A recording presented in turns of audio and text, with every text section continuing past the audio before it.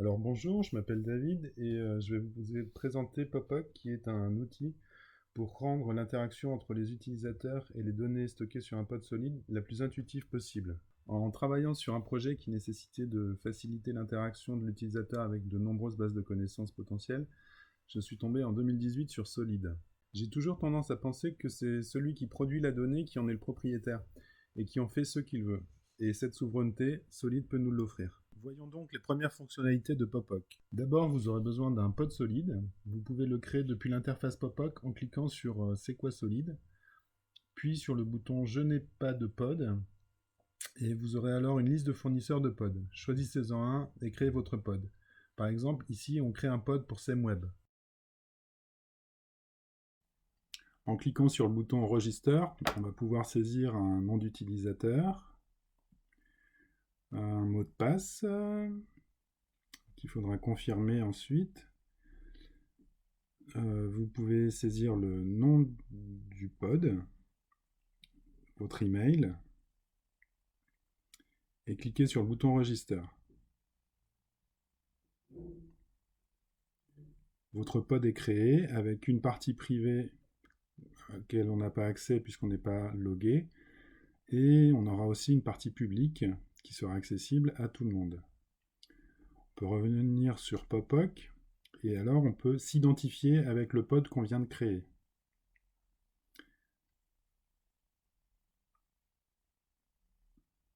On ressaisit le nom d'utilisateur et le mot de passe.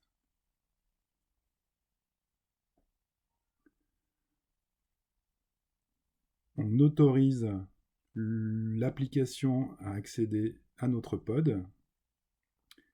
Et une fois qu'on est connecté, on va pouvoir compléter le profil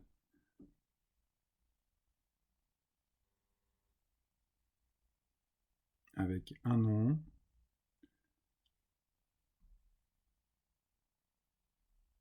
un rôle et une organisation.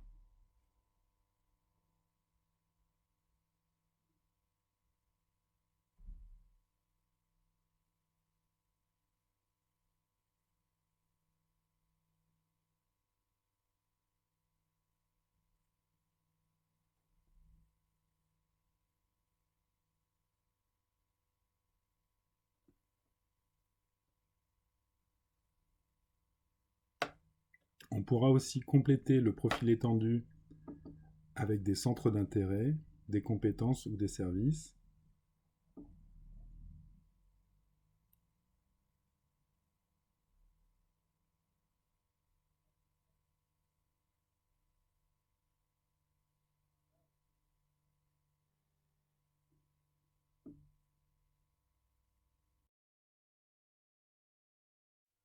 Vous avez également dans le profil le moyen de gérer vos amis et d'en ajouter. Vous pouvez en ajouter de nouveau en utilisant leur Web ID.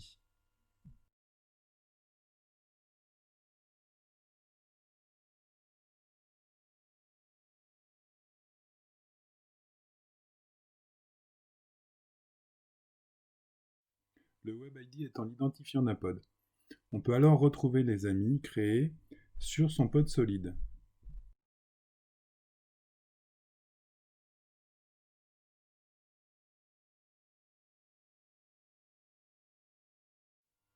Et une fois que vous avez des amis, vous pouvez leur envoyer des mails.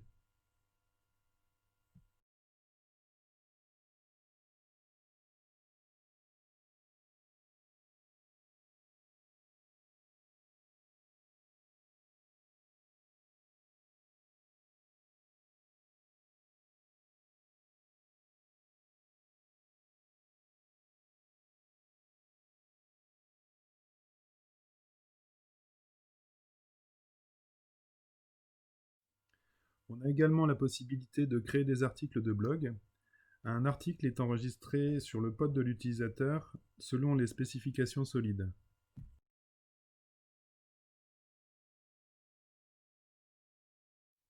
Lors de la création d'un post, une notification utilisant le vocabulaire ActivityPub est envoyée sur le pod Agora qui permet de simuler un mur Facebook ou un flux d'activité Twitter.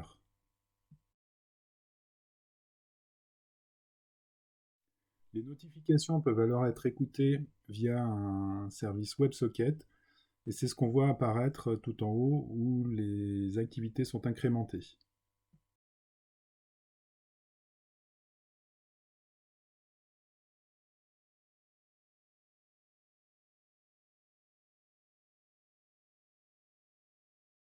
En retournant sur notre pod solide, on peut voir dans le dossier public un nouveau dossier blog qui a été créé avec à l'intérieur les données au format Turtle représentant les informations de notre poste.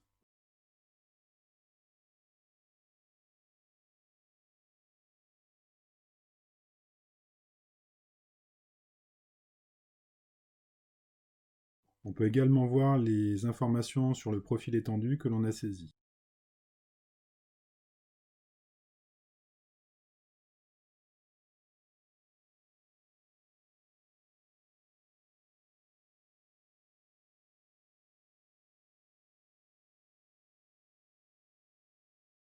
Le petit plus de Popoc que vous ne retrouverez nulle part ailleurs, c'est l'éditeur. On va pouvoir retrouver à cet endroit l'article de blog qu'on a créé et on va pouvoir visualiser chaque fichier Turtle sous forme de graphe.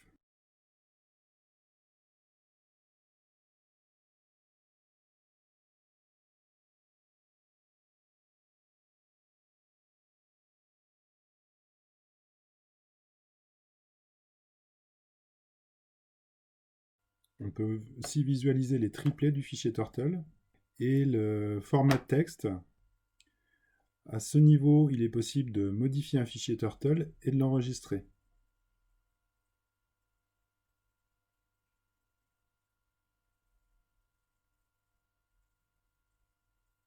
On peut aussi créer de nouveaux fichiers au format texte, par exemple.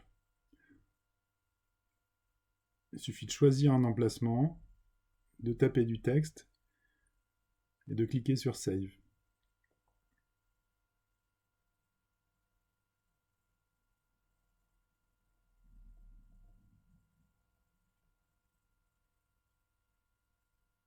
Le fichier est là encore créé directement sur le pod.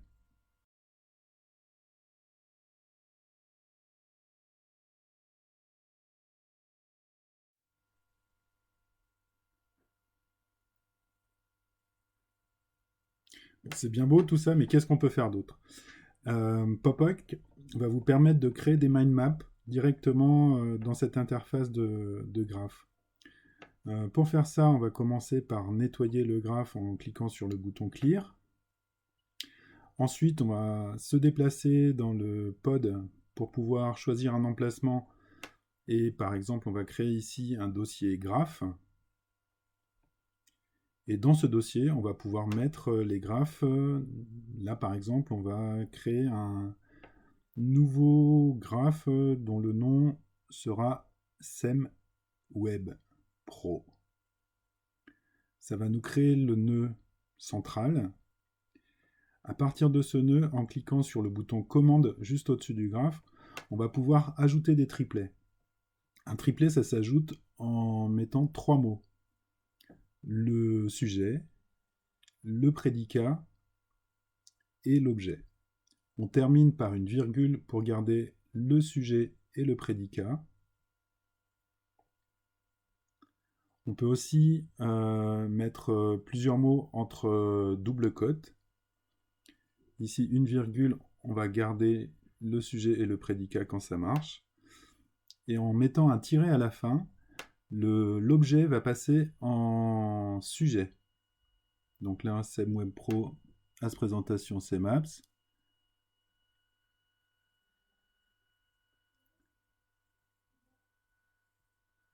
CMAPS est présenté par Simon Louvet.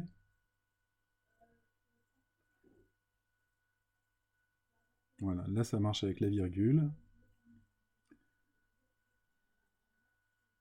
Popoc qui est présenté par moi-même.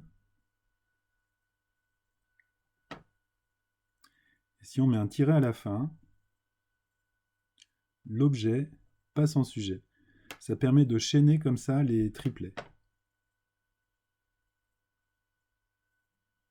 David Favry, nos Simon Louvet. On va avoir le lien qui va se créer. et Simon Louvet passe en sujet. Et on peut ainsi créer des mind maps. Ces mind maps, comme on va le voir, vont être enregistrés directement sur le pod avec les métadonnées.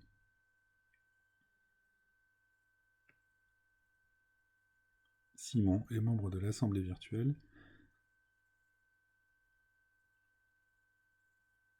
Si on va faire un tour sur le pod, dans le dossier public graph,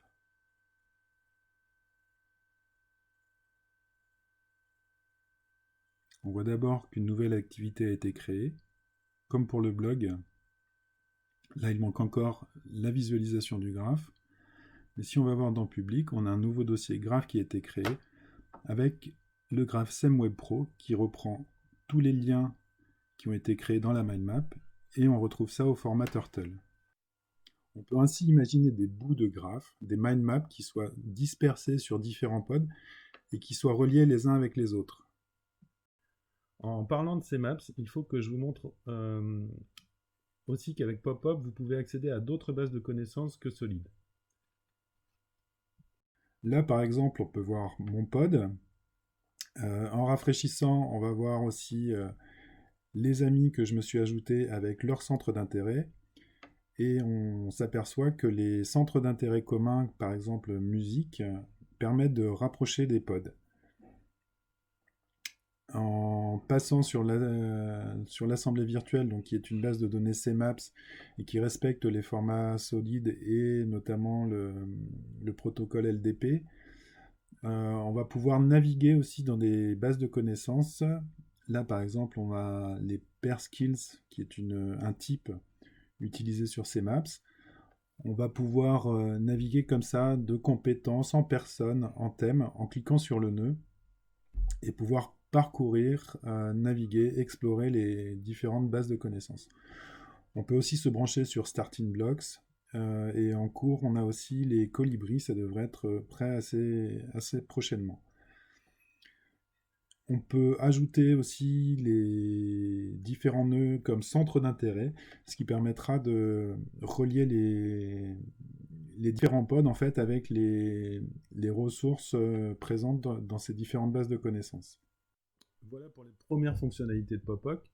Pour retrouver vos Popoc, vous pouvez utiliser votre moteur de recherche préféré en tapant Popoc et Scénaristeur. Et tout cela, vous pouvez l'avoir sur votre mobile, dans votre poche.